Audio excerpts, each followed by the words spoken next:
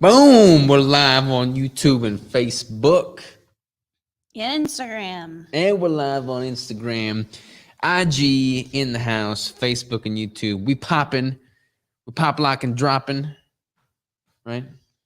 Bringing it back to the 90s, or early 2000s? Probably early 2000s. Pop, lock, and drop it, y'all. Anyways, we are back in business. We got a live at 5 going on now, and we're on time. We're actually early. It's 4:59 right now. How crazy is that? We thought we'd start off the conversation with a little Q&A on the topic of homesteading, because Chris and I are about to be homesteaders. We'll start off with some bad news or sad news. We're on 5 acres, all right? Our neighbor has not, like, they don't live there. Nobody lives there, but it's another 5 acres, beautiful piece of property, cool little cabin-y house.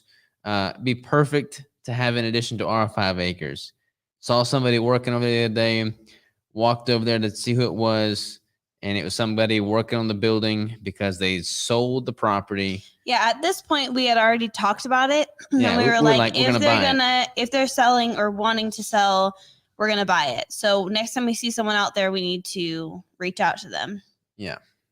And they've already secretly sold it to someone else. No signage, no listing, no MLS, no nothing, no heads up, but the property is gone. So now we will not get it. So we were really hoping for an extra 5 acres, and the house is pretty old. So it was like a super cheap property. And super, like the land was worth more than they were asking for, more than they sold it for.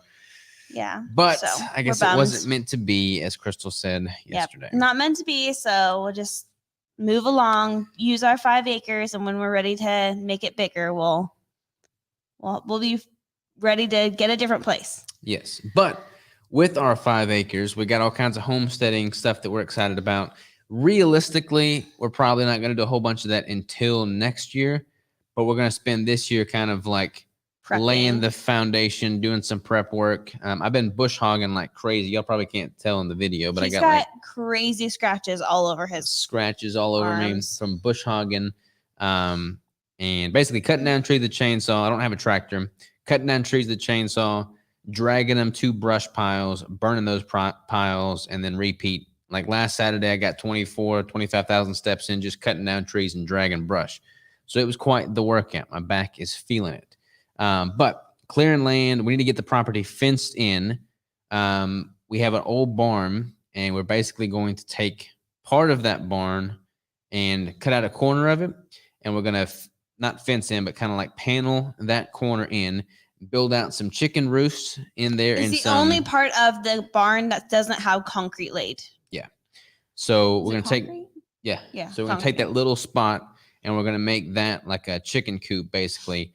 Put some roosts in there. We'll put some laying boxes in there, and then we'll have a little spot for the chickens. And the rest of that barn will pretty much be storage for feed, hay, yard tools, equipment, stuff like that. There will be like a way out for them. There's a window right there, so we'll just knock out the window and make a way for them to go to the outside fenced-in area. And then when we're home, they can roam around the yard, but we really want to fence in the yard first. And probably get a larger dog, because we have a trail cam out there, and we have a ton of coyotes. I mean, you can hear them every night. So we have a ton of coyotes, bobcat, deer.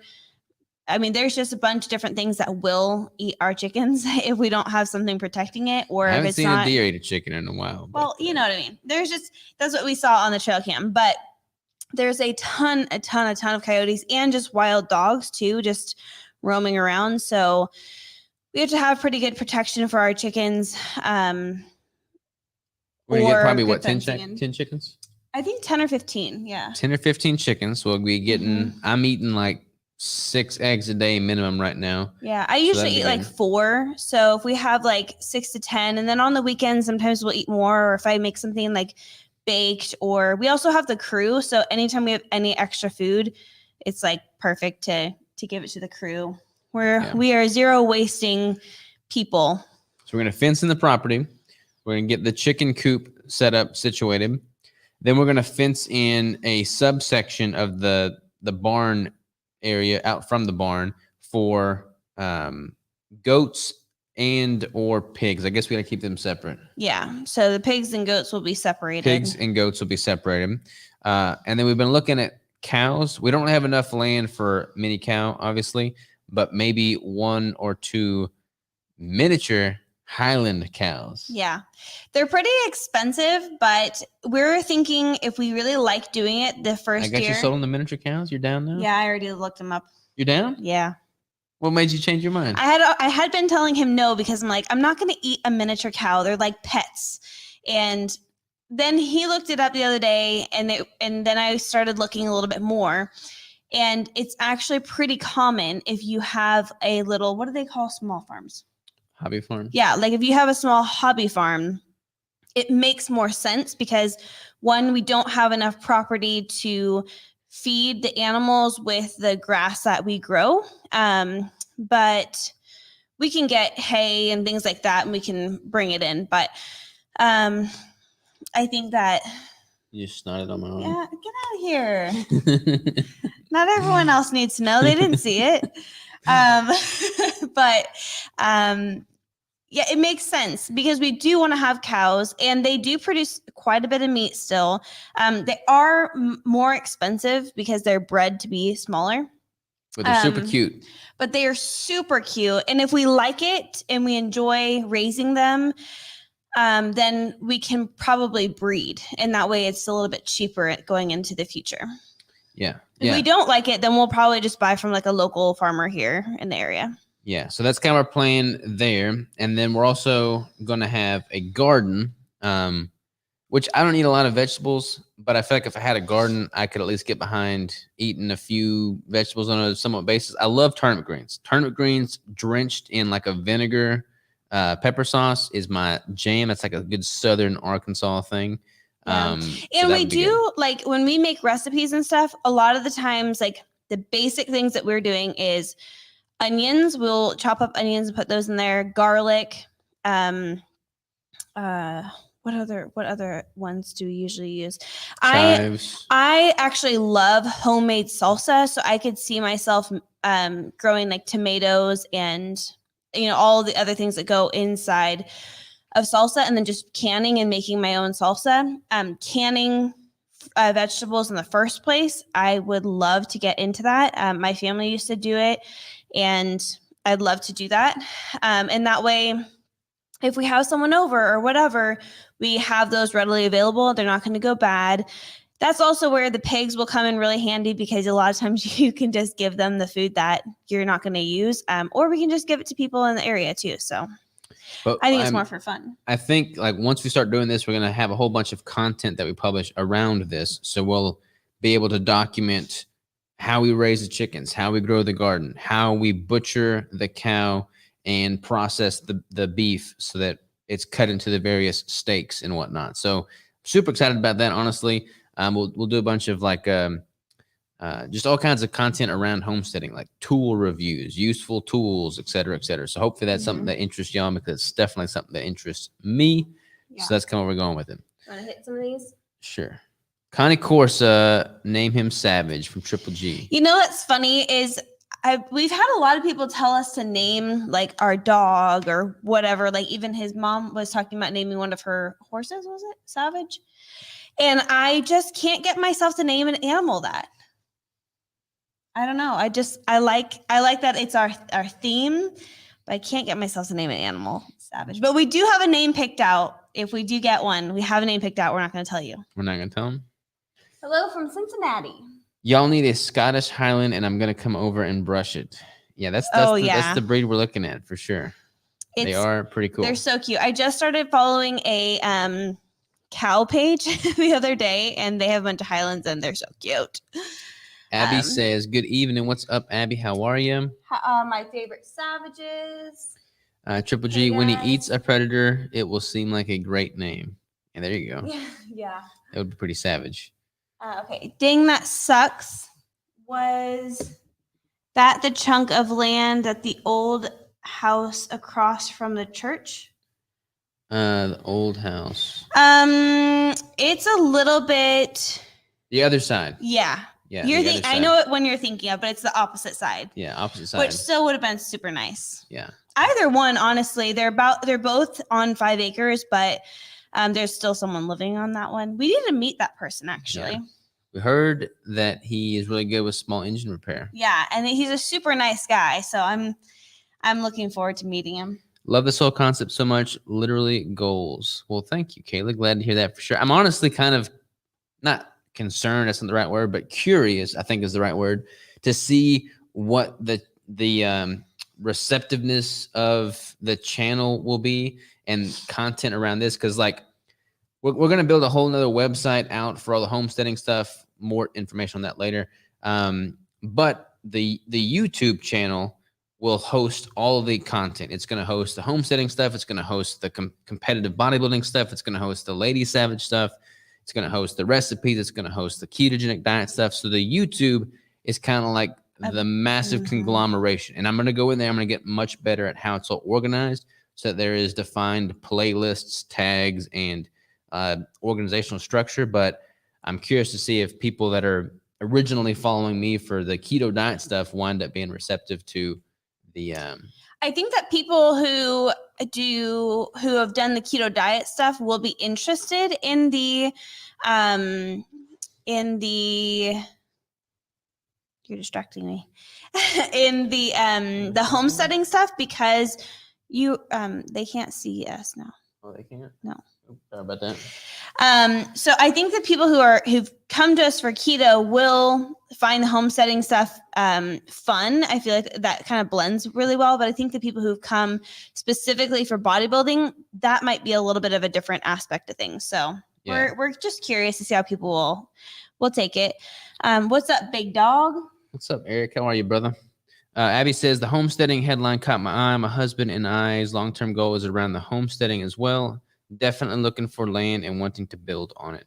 Yeah, having land is so fulfilling, y'all. Like, even if it's not that much, like, I love going outside on the weekends, cranking up the chainsaw, and just getting myself dirty, getting a lot of work done, splitting firewood, but it be on my piece of dirt. Like, that is fulfilling. Yeah. And we really did, when we bought our property, like, we knew it was much smaller than what we wanted, what we eventually wanted, but it was our foot in the door to kind of see, like, okay, how much time will we have to invest in this part of our lives? And we don't want to get too much right now and overwhelm ourselves. And we didn't need a big house. Our house is actually pretty small. What is our house? Like 1,400 square feet? Yeah, 1,400 square foot. It's a big doll house is what it is. Yeah, it's really not that big. But the living room, kitchen, dining room is like all in a big open space, which I really like. But we knew when we bought it, like, it wasn't going to be our forever home. It was going to be a place that we could settle and save and potentially buy, more land somewhere else in the same area. But more land when we can find it being like the perfect place. And we're so close to the building. It was ended up being like the most perfect thing. And now we just feel like it's so nice to be able to go out into your own yard and walk down. Like, we have a little creek at the end of our property, and it's so nice. We could just walk down there and look at the creek flowing, like, that's just a cool thing. He'll call me with the walkie-talkie and ask for water, and I'll walk him down some water. It's been really fun, and I'm just really looking forward to it being nicer weather so we can spend a little more time outside. Will you allow Crystal to name the animals? Me specifically? We will probably name all of our animals. Dinner 1, dinner 2, dinner 3. We will probably name all the animals, but I don't get attached to animals. Like, I do. Like, I will love them. I love them. I'm going to spend time with them. But I don't get attached because I already know that they're going to be for food, Well, you've 100% got my interest. Hubby and I are buying a home next year and are also expecting our own baby in fall. And the farm to table is a priority lifestyle for us. So neat to see your experiences. Well, we will definitely be putting out content around that very subject matter. So hopefully it'll be entertaining, informative, educational to some degree for sure. What will you guys get for protection animal of a cattle dog or an alpaca? So I don't really. We can get like donkeys. We can get an alpaca. We can get a what's the other one that looks like an alpaca? Llama. Yeah, llama. Watch out, they spit. But I don't want to get another animal that we have to use the property for feeding, if that makes sense. Like dogs, we will buy their food or we will probably feed them raw like we do Jack. But we would rather save the land for animals that we're going to be eating. So we'd probably just get a dog. Yeah, and like we're probably gonna get the Connie Corso, but my folks have got a bunch of English setters, and I've always loved English setters. They're super smart dogs, very well temperament dogs, very well temperamented, very well they got a great temperament. And my folks are owed one puppy from a different breeder, so we may jump on the English setter breed. So I don't know. We've still got a few things up in the air. His parents are also going to go sailing, and like they're trying to sail the ocean. So they're going to be leaving for periods of time, and they haven't figured out exactly what they're doing with their house and their animals and things like that. So we're kind of like trying to figure out what we're going to do if we're going to end up having to bring any of them on into our property or not. Yeah. So it'll be good. Lots of options for sure. These topics are really well linked together and overlap nicely. Well, thank you. Thank you, Keto Greg. I agree. I feel like for us, like the ketogenic diet and lifestyle, there's a lot of different versions of keto, obviously. But at the end of the day, we define keto as a whole food, nutrient dense, relatively high fat, optimal protein, low carbohydrate intake, which kind of works very well for the type of livestock we'd be raising for food and the garden that we would have. So it kind of goes hand in hand. Plus, I just like the whole Savage brand is all about like being primitive, mixing the old with the new, and homesteading is like it's us very eloquently laid out, I feel. I think you get a nice pit bull and name it Savage to protect the baby and the animals. I do love pit bulls. I am a pit bull lover, but I don't think the pit bull will be perfect for the property, but the Connie Corsos are awesome. Like they're massive. They're massive. They got a lot of muscle. They're very protective. They were actually bred for protecting livestock in general. Yeah, livestock and families. They do really, really well with kids. So we're pretty much, I think we're stuck on it, but we'll see. We have to have an English setter and a Connie Corso. Yeah, which is such a weird mix, but I don't know. We'll see. But it'll be good. Any other questions on there? Nope. We need a topic for next week, y'all. We didn't have a topic for this week, which is why we just pulled homesteading out of thin air. But if y'all will give us a topic for next week's Live at 5, we'll be up and cooking, up and running. Up and cooking. I've got a trip next week. I'm going to Texas for a very short trip to pick up a bunch of equipment. He's leaving me. For the apparel company. I feel like we're always talking about the apparel company being on the precipice, but I've just invested a bunch of money.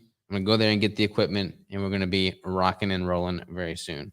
Oh, by the way, one other quick little update.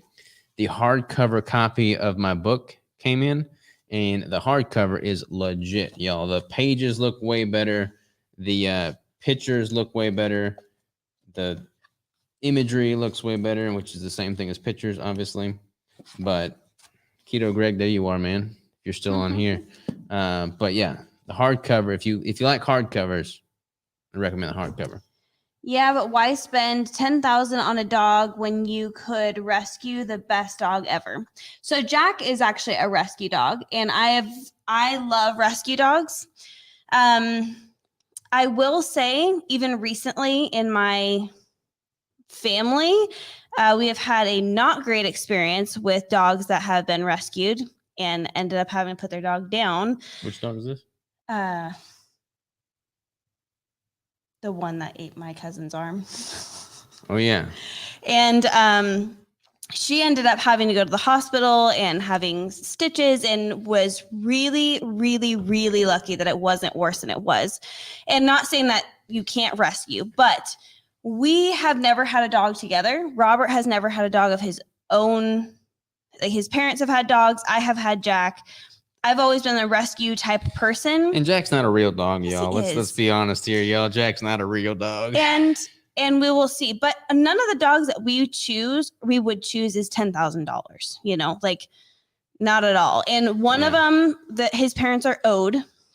And then the other one is something we've been thinking about for quite some time, and we've really want one, but we also want a protective dog.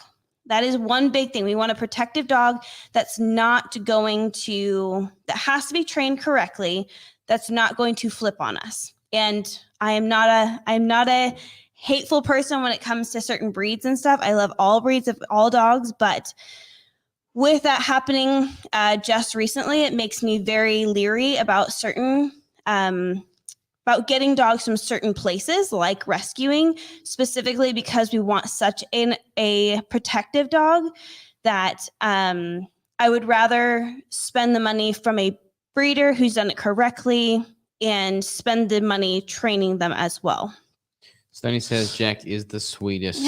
Thanks. Go ahead. Nikki says, what about impact of mindset on your fitness goals, like getting in your own way with negativity, placebo? I like that topic. That's our topic for next week. Impact of mindset on your fitness goals, like getting in your own way with negativity and placebo. All right. I like it. That is the topic for next week. Thank Sonny, you, Nikki. we might have to you might have to take Jack I just told Robert, I was like, what happens if we go into labor and Jack is whining? Jack's been so bad lately. He just whines all the time, whether I put him in a room by himself or outside or in the room with us or whatever. He's just constantly whining. And we've taken him to the vet. He's fine. He's not fine, but he's fine. And he's just crazy. I was like, if I go into labor and he's whining, I'm going to want to hurt him. So I'm like, who can I call to come pick up my dog? Sonny, you're it. Sorry, Sonny. My first dog was a rescue mutt that my aunt found at a fire station. I'd recommend his type, which was a Boston Terrier, very loving but protective, medium size as well. See, I also love boxers. Not afraid of our cattle, good farm dog. I love boxers. I grew up with a boxer, but Robert and his family has had very bad experience with boxers. It's just, every breed has its own thing. It depends on who raises it, so on and so forth. So I'm really not saying anything about any certain breeds. You read that one? Thanks for Canadian. Oh, the Canadian Switch groceries.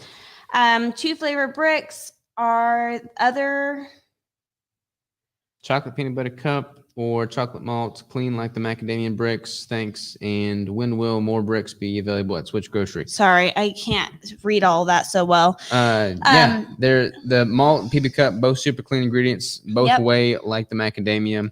There are certain hoops you have to jump through in order to sell in Canada. So only certain flavors will be able to be sold at the Switch Grocery. But the chocolate peanut butter cup and the malt are both our top flavors and super delicious and clean. What was that other last one? Greg said, I need a hardcover now. Okay, man. It's got your picture in there, bro. All right. I got to run to a meeting, y'all. So we got a boogie. But appreciate the question for next week, Nikki.